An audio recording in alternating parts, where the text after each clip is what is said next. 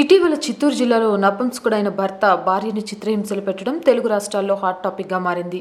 తాజాగా అటువంటి ఘటన అనంతపురంలో చోటు చేసుకుంది. వివరాల్లోకి వెళ్తే అనంతపురం జిల్లా రాయదుర్గానికి చెందిన కామూర్తి త్రివేణి మాచాని రాజేంద్ర ప్రసాద్ కు గతేడాది ఆగస్టు 2న వివాహమైంది.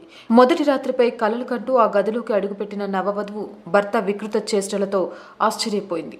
ఆమెను వివస్త్రను చేసి ఆమె అంతర్భాగాలను చిత్రీకరిస్తుంటే భర్త సరదా పడుతున్నాడని అనుకుంది. ఆ తర్వాత తాను సంసారానికి పనికిరానని చెప్పిన మాటలకు షాక్ తింది. ఫస్ట్ నైట్ రోజు తీసిన నగ్న ఫోటోలు, వీడియోలను అడ్డం పెట్టుకుని భయపెట్టమే కాకుండా అదనపు కట్నం కోసం వేధింపులకు గురిచేయడం మొదలుపెట్టాడు. కూతురి సంసారం బాగు కోసం బాధితురాలి తండ్రి అల్లుడికి 10 లక్షల రూపాయలు 2 విడతలుగా ఇచ్చేశాడు. కొద్ది రోజులకు భర్త లోపాన్ని బాధితురాలు అత్తకు తెలియజేసింది. దీంతో ఇంట్లో వారందరూ ఆమెపై మరింత కక్ష కట్టి నీకు టీబీ రోగం ఉందని నింద మోపారు. రోగం లేదని నిర్ధారణ అయ్యాకే నీతో కాపురం చేయించుకుంటామని బాధితురాలిని భయపెట్టారు. చేసేదేమీ లేక బాధితురాలు డాక్టర్ల దగ్గరికి వెళ్లి టీబీ పరీక్ష చేయించుకుంది. వైద్యులు టీబీ లేదని నిర్ధారించిన రిపోర్ట్స్ ను తీసుకెళ్లి చూపించినా భర్త కుటుంబీకులు నమ్మలేదు. పైగా గొడవలకు దిగారని బాధితురాలు చెప్తుంది.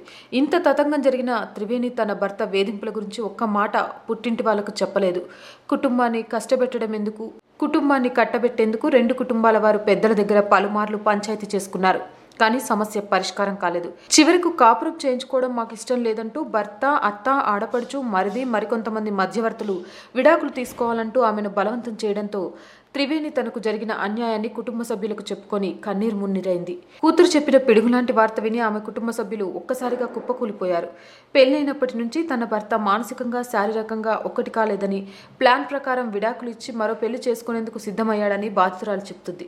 ఓవైపు కూతురు జీవితం సర్వనాశనం అయిందన్న బాధలో తండ్రి ఉంటే పోలీసులకు చెప్తారా అంటూ భర్త బంధువులు తమపై దాడులు చేసేందుకు ప్రయత్నిస్తున్నారని బాధితురాలి తండ్రి బంధువులు కన్నీరు మున్నీరవుతున్నారు.